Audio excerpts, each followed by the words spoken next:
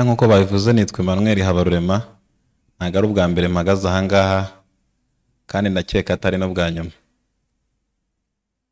Ngiye kuvuga ishimwe Imana yampaye mporana ngendana. Ni ukuri akenshi ubundi ngewe nibwo nahishuriwe isabato, naho ubundi abandi barabeshyaga.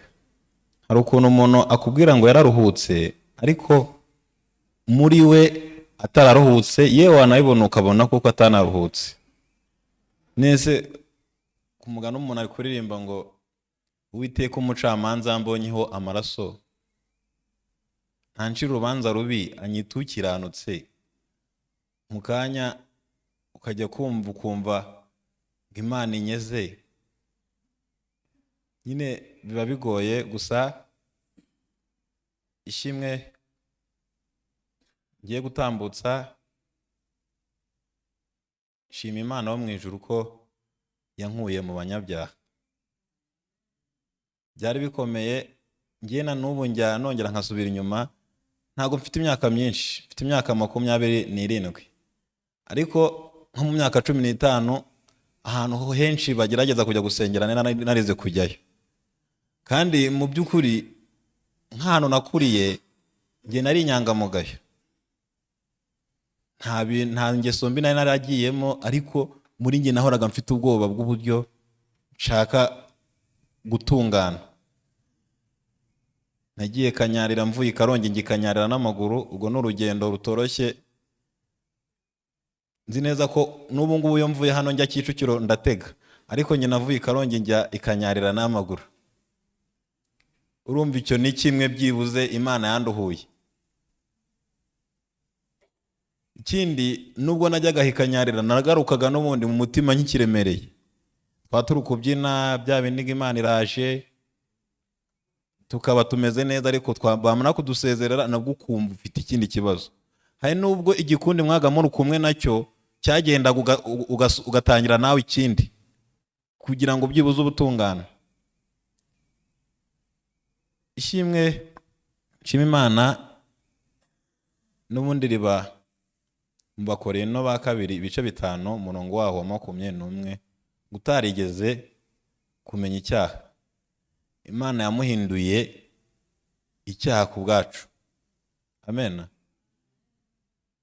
Nukuri mwene data watuyoboye yavuze ngo yarazi ko ari ubizi wenyine. Ngewe ibi bintu nabihishuriwe nta muntu n'umwe umbwirira usibye kuri social media, ariko ndangije segonderi nagize amahirwe, hari ibintu biba muri kaminuza y'abamisiyoneri bita CFMN, aho niho nabashije kumfasha gusoma Bibiliya, nkajya nsoma Bibiliya cyane. No muri quartier bakajya banyita pasiteri, nari mutoya nkaharanira noneho gusoma Bibiliya cyane. Hari tugeze kwiga reformation ya Martin Luther, nsanga yari ameze nk'uko nanjye nari meze, nsanga meze nk'uko nawe yari ameze. Ukuntu yaje gukira, nawe yiyeguriye Imana zikagiye kunezeza Imana, rimwe akagerageza no kurara mu rubura kugira ngo yibabaze byibuze Imana ibone ko yayikiranukiye.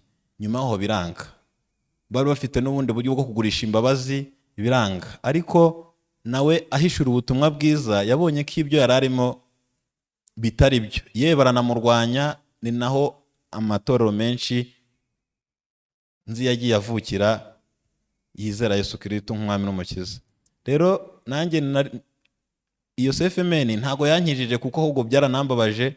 Na neza isaha umwarimu wanyigishaga ntago arakizwa, kandi ubwo yari umuhanga, tumwemera nyine mu gihe cye twamwemeraga nk'umuntu ukomeye kuko Imana yatumye. Rero muri Covid ishuri ryarahagaze kuko amashuri yose barayafunze.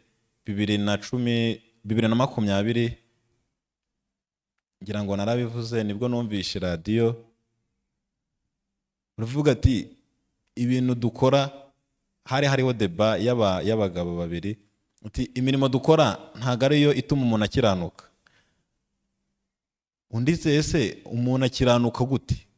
Ati ni ukwizera. Ati buriya kenshi ntago njya nkunda kumenya imico y'ahandi, ariko nko mu Rwanda ikintu tuziho ntago dukunda kwemera ibintu by'ubusa tutavunikiye.